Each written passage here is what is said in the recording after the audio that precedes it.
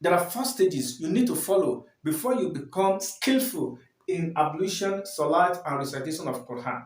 If you are illiterate of Arabic, whenever you see anything that is written in Arabic, you'll be able to identify. But if you are an illiterate, you won't be able to identify. You will think that someone writes jargon.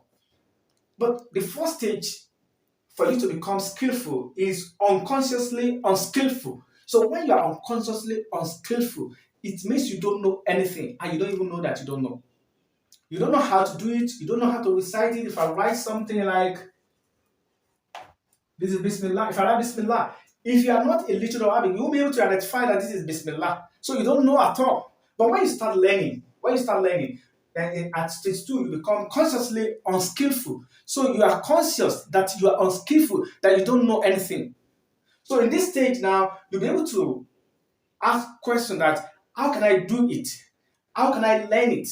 How are they doing it? You'll be able to ask those questions. When you ask those questions and you are being put in through about how to do it, then you become consciously skillful. So you are consciously skillful. You have already known it. So when you have already known it, then you'll be able to do it. But by the time you are doing it at this stage 3, which is consciously skillful, then you'll be asking questions.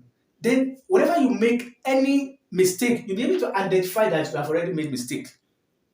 So at the stage 4, that's the last stage, unconsciously skillful. So when you become unconsciously skillful, that is when you do things correctly and automatically. So you have already known it, you have already perfect the way of how to do it.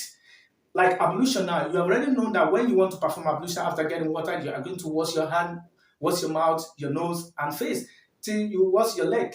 Then in Solat, when you get to Solat, you know that you are going to say takbirat around the first takbir, Allahu Akbar.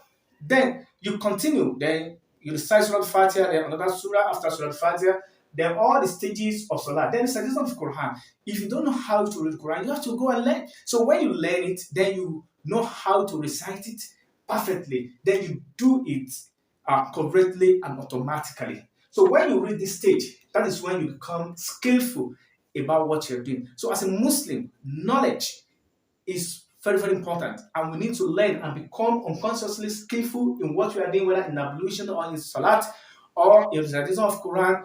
Whatever we need to know, we need to learn them in order for us to know it perfectly and do it correctly automatically. May Allah subhanahu wa ta'ala continue to increase us in knowledge and grant us all what we yearn for both in this life and hereafter. Assalamu alaikum.